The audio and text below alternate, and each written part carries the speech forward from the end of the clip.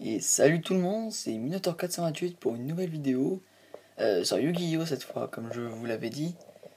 Je vais vous présenter, disons, ma collection de numéros, de cartes Yu-Gi-Oh numéros. Et peut-être que plus tard je ferai une vidéo sur comment s'y connaître, par exemple, comment on appelle une carte, comment on reconnaît une carte rituelle, etc. Alors, je vais vous présenter ma collection, c'est parti. Alors, pour commencer, déjà, nous avons le numéro 7, Ligne de la Chance. Au départ, quand j'avais vu dans un des épisodes de la série, il m'avait fait kiffer, mais après, quand j'ai eu son effet, finalement, j'ai vu qu'il n'allait pas trop me servir dans mon deck. Le numéro 10, Illumi King, qui est utilisé par l'un des plus grands rivales de Yuma, qui en deviendra plus tard son ami, qui utilise d'ailleurs le Dragon Photon. Illumi King, il est pas mal celui-là. Il faut que 3 monstres de niveau 4 pour l'invoquer. Merde. Ensuite, numéro 17, Dragon Léviathan, l'une des plus faciles cartes à invoquer. Surtout que c'est le tout premier numéro qu'on voit dans la série. D'ailleurs, c'est celui que j'ai mis dans mon deck. Je vous dirai les cartes que j'ai mis dans mon deck. Ensuite, numéro 19, Frisadon. En plus, c'est cool, vous voyez bien l'effet arc-en-ciel. Cette carte, elle est plutôt rare, quand même. D'ailleurs, dans l'épisode, elle est hyper bien jouée. Alors numéro 20, Giga Brillant, donc vous la voyez peut-être pas très bien, c'est parce qu'elle est sous une autre forme graphique, qui fait qu'elle est beaucoup plus rare, comme ça. Voilà, donc numéro 20, Giga Brillant, combien de monstres de niveau 3 pour l'invoquer? Bon, maintenant je pense que je vais vous dire le nombre de monstres qu'il faut. Ensuite, numéro 25, Force Focus. Donc ça, elle est en anglais, celle-là, j'ai pu la voir qu'en anglais. Il faut 2 monstres de niveau... C'est un appareil photo géant. Il faut 2 monstres de niveau 6 pour l'invoquer. Putain. Numéro 32, Drake. Shark Drake. Donc elle est en anglais aussi. Et il faut 3 monstres de niveau 4 pour l'invoquer. Alors ensuite, l'une de mes préférées, et l'une de mes premières aussi, la numéro C32, Requin Draconien Vice. Elle est tellement belle. C'est la plus belle de ma collection, je crois bien. J'ai fait un deck spécial pour elle. Il faut 4 monstres hauts de niveau 4 pour l'invoquer, donc c'est assez dur. Mais on peut aussi l'invoquer en sacrifiant l'autre monstre que vous avez vu juste avant, la numéro 32 normale, pour l'invoquer. Ensuite, la prochaine. Alors la prochaine c'est Terror Bite. Terror Bite, il a apparu dans les premiers épisodes à peu près. Vraiment aucune attaque mais une bonne défense. 3 monstres de niveau 3 pour l'invoquer, c'est jouable. Ensuite, Utopie, la carte fétiche de la série XYZ, si je puis dire, celle la plus utilisée par le héros, Utopie, voilà. Donc il y a beaucoup de formes d'Utopie, au fur et à mesure j'en ai inventé beaucoup. Il y a eu donc celle-là, il y a eu Utopie du chaos, il y a eu je sais plus quoi. Ensuite la prochaine c'est Rayon Utopie, donc voilà, Rayon Utopie, donc ça c'est l'une des autres formes. Donc ça elle est à la forme, c'est la forme Utopie du chaos. Donc c'est pareil, celle-ci, c'est la forme du chaos du numéro 32. Donc Rayon Utopie, sa capacité est vraiment super balèze. Et elle est quand même assez chouette à l'invoquer, sauf si on a Utopie, quoi. Voilà. Sachant qu'Utopie est très, très facile. Celle-là, il faut 3 monstres de lumière de niveau 4 pour l'invoquer. Utopie, il en fallait 2 monstres de niveau 4 normal. Alors, Tomahawk Galactique, qui est assez compliqué à invoquer, et qui n'est d'ailleurs pas très très très puissante, mais elle est quand même assez stylée, je trouve.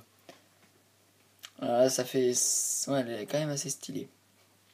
Voilà, donc il faut 2 monstres au niveau 7, donc c'est quand même... Il y a quand même beaucoup moins de monstres au niveau 7 dans un deck que de monstres de niveau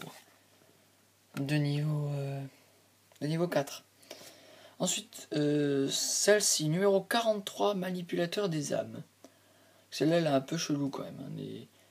les cartes comme celle-là, si elles sont quand même assez vives, ça va, il y en a qui sont sympas, mais celle-là, elle est moyenne, ne fait pas partie de mes préférés, elle fait partie même de mes moins aimés, hein, quand même. 3 monstres ténèbres de niveau 2, c'est faisable. C'est faisable.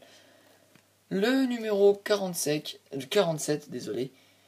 Requin cauchemar. Alors elle, c'est l'une que je voulais le plus aussi. Elle est hyper stylée, franchement. Avec les lames qu'il a sur les côtés, et puis la queue, les ailes. Il est tellement beau celui-là. Numéro 47 requin. 2 monstres de niveau 3 en plus, il est hyper facile à invoquer. Putain, qu'est-ce que j'ai là? Alors numéro 48, Lich de l'ombre. Lich de l'ombre. Celle-là, il faut 2 monstres de niveau 3, c'est une carte... je sais plus son effet, attendez. Une fois par tour, durant le tour de votre adversaire, vous pouvez détacher un bataillon Z. Invoquer spécialement un jeton vision, type démon, ténèbres, niveau 1. Attaque 500, défense 500. Tant que vous contrôlez le jeton, ne peut pas être ciblé.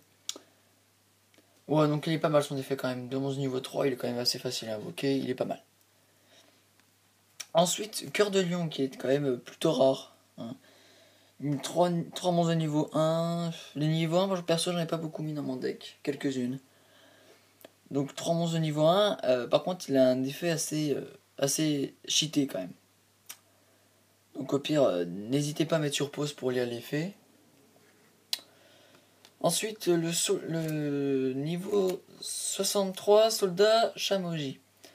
Alors elle est assez marrante parce que sa tête c'est un plateau, c'est une planche pour découper les aliments, et puis son bas du corps, son pantalon, c'est un bol de riz, il est marrant.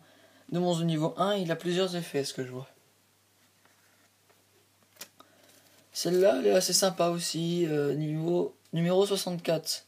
Renard raton laveur, Sandaiwo. 2 monstres de type bête de niveau 2. Ça c'est... il faut avoir des monstres qui ressemblent un peu à ça.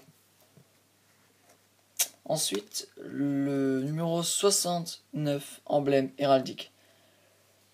Quand je l'ai vu dans la série, je me suis dit, oh putain, il me la faut aussi celle-là. Parce qu'elle est quand même bien stylée, je l'aime bien. Avec les effets de lame aussi sur les côtés, là, ça fait bien stylé. Ensuite,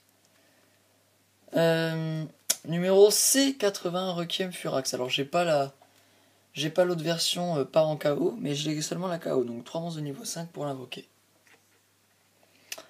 Numéro 43, Reine Galactique. Alors celle-là aussi, je l'avais bien aimée dans le dessin animé. C'était un mec qui l'a joué dans la série. Il jouait un héros dans une série.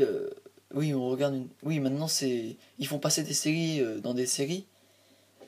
C'est complètement logique. Et du coup, sa mère jouait la Reine Galactique et il s'est cru dans la dessin animé, il l'a joué. Et voilà, il s'est fait posséder. La numéro 87, la Reine de la Nuit. Donc celle-là, quand j'ai eu, je me suis dit, putain, je vais jamais pouvoir l'invoquer. 3 monstres au niveau 8. J'ai jamais réussi à l'intégrer dans mon deck. Et enfin, le clou du spectacle. Numéro 96, Brume Sombre. Celle-là, j'en suis particulièrement fier. C'est ma toute première numéro que j'ai eue. Et à cet état-là, elle est très très rare. D'ailleurs, j'ai énormément de potes qui la veulent. Et c'est ma préférée de toutes. Voilà. Donc, on a fini pour cette petite vidéo. Je vous dis à la prochaine. Salut!